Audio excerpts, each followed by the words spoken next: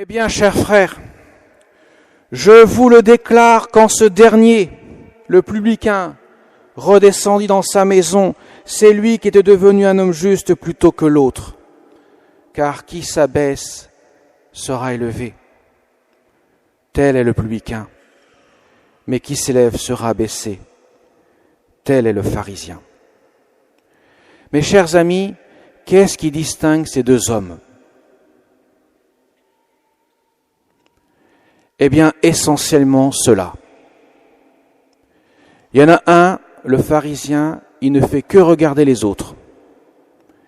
Et il se compare à eux. Sa langue n'arrête pas de parler, n'arrête pas d'être en mouvement. Il critique, il calomnie éventuellement, pourquoi pas, mais au moins il médit. C'est sa marque de fabrique. Il ne cesse de regarder ce qui ne va pas chez les autres. Le publicain, lui, ne s'embarrasse pas de cela. Il a trop faire avec son âme. Il se met devant le bon Dieu. Et Seigneur, ma pauvre âme est en état de délabrement avancé. Prends pitié de moi. Autrement dit, il prie le bon Dieu. Et il se met sous son regard. Vous voyez la différence ? Elle est fondamentale. Tant de chrétiens s'égarent loin de Dieu parce qu'ils ne cessent de regarder les autres. Mes chers amis, il n'y a rien à faire. Si on veut devenir un saint, et c'est la portée de tous sans exception, il faut mettre son âme sous le regard de Dieu et ne pas se préoccuper de ce que les autres pensent de nous ou de ce que nous pouvons regarder, voir ce qui ne va pas chez eux. Laissons le bon Dieu s'occuper d'eux et occupons-nous de notre âme. Il vaut mieux mettre en valeur ce qu'il y a de beau en eux que de mettre en lumière ce qui ne va pas. Mes chers amis, en tant que prêtre, j'ai l'impression de voir souvent des âmes avancer et à un moment donné, elles s'arrêtent. Elles ne montent plus. J'ai l'impression qu'il y a une espèce de boulet qui les retient. Et vous savez, c'est valable pour nous les prêtres, pour tout le monde, sans exception. Évêques, tout le monde. Et qu'est-ce qui nous empêche d'avancer plus loin ? On est plein de ferveur, tout va bien, tout baigne, d'un coup, paf, on s'arrête. On n'avance plus. Parce que nous ne cessons de regarder ce qui ne va pas chez les autres. Et Dieu, à ce moment-là, il dit, mon pauvre ami, je ne peux rien pour toi. Tu es toujours en train de te mettre en valeur, tu ne regardes pas ce qui ne va pas chez toi. Tu ne regardes pas mon cœur plein de miséricorde. Si j'applique la mesure dont tu appliques pour les autres, tu ne peux pas avancer. C'est évident. Vous voyez, mes chers amis, ça c'est très important. La première chose que nous mettons en place dans notre vie de chrétien, c'est de commencer de cesser de regarder ce qui ne va pas chez les autres.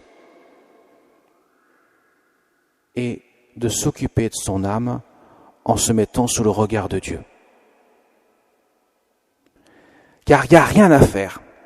Vous ne trouverez aucun saint qui se délecte à dire ce qui ne va pas chez les autres. Quand ils le disent, c'est pour produire un électrochoc et conduire à la conversion. Mais ce n'est pas pour dénigrer. C'est tellement important, et j'insiste beaucoup là-dessus, parce que nous les chrétiens, nous ne pouvons pas témoigner de l'amour du bon Dieu, déjà pour ceux qui ne le sont pas, si nous nous comportons comme ce pharisien dans l'Évangile. Mais en plus, nous mettons un obstacle redoutable devant le cœur de Jésus. Jésus nous dit tout simplement, je ne peux rien pour toi. Tu me fermes ton cœur. Tu as beau crier, tu me demandes ton aide, mais je ne peux pas t'aider. Tu ne veux pas, je t'aide.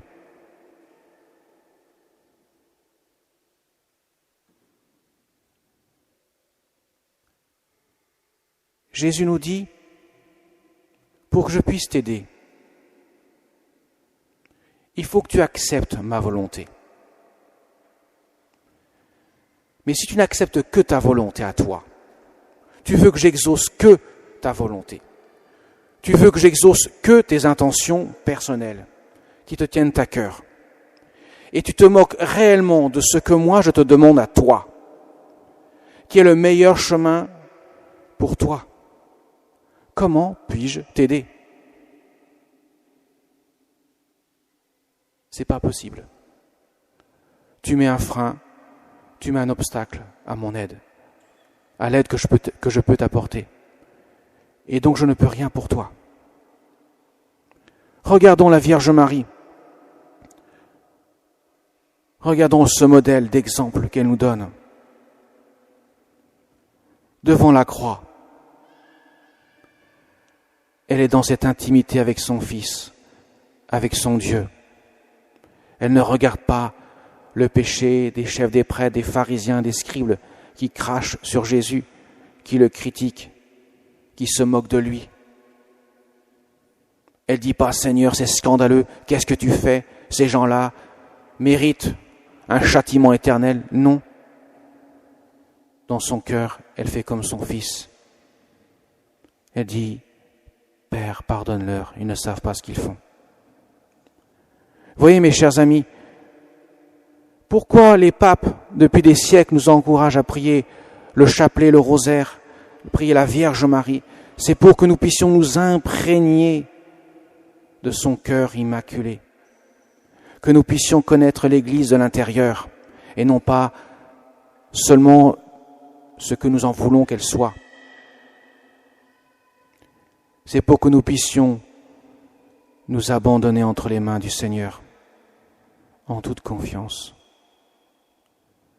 Jésus nous la montre comme un exemple, parce que c'est elle qui met le mieux en valeur la confiance inébranlable en Dieu, qui s'abandonne et Dieu repose dans son cœur.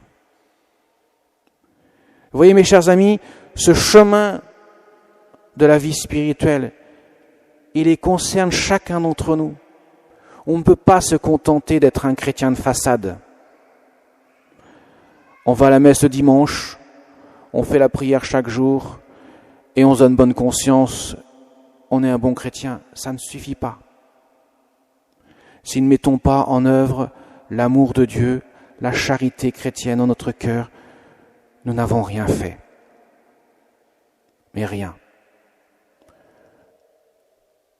Voilà pourquoi Jésus insiste. Et s'il a pris l'exemple de ce pharisien et de ce publicain, c'est que c'est une réalité qui concerne tous les temps. Vous savez qu'à l'époque de Jésus, le pharisien était considéré comme le grand pratiquant, l'exemple à suivre, celui qui est remarquable en tout point, du moins apparent. Et le publicain, c'est le collabo, celui qui pactise avec les Romains, avec l'ennemi, celui qui se moque de Dieu, celui qui ne pratique pas la loi. Autrement dit, un renégat de la pire espèce. Jésus met ces deux personnages en avant et inverse les choses pour leur montrer, vous pensez être plus parfait que les autres? Ce n'est pas le cas. Votre cœur est loin de Dieu. Mais si vous choisissez le chemin du publicain, même vous, pharisiens, vous connaîtrez l'amour de Dieu. Voyez, mes chers amis, Dieu nous invite toujours à nous laisser porter par son amour. Et on ne peut pas dire c'est réservé pour quelques-uns, pour des saints, comme si la sainteté était un gène que nous avions reçu à la naissance, ou un espèce de grade que nous pourrions gravir à la force du poignet. En aucun cas. La sainteté, c'est un don de Dieu. Et Dieu n'est jamais chiche, radin dans ses dons. Bien au contraire. C'est plutôt nous qui ont du mal à accueillir les dons de Dieu. Alors demandons, Seigneur, avec l'intercession du cœur immaculé de Marie, que nous puissions justement cultiver en nous cette vertu de l'humilité, se reconnaître humble devant Dieu, tout dépendant de Dieu. L'humilité, c'est la terre, c'est l'humus. Nous sommes une créature dans les mains du Créateur. Et nous avons besoin de ce Créateur qui se révèle être notre Sauveur, notre providence divine. Demandons son soutien dans ce cheminement avec l'intercession du cœur immaculé de Marie, qui avait déjà promis à la petite Lucie de Fatima, « Je serai ton refuge et ton soutien qui te conduit vers Dieu. » Amen.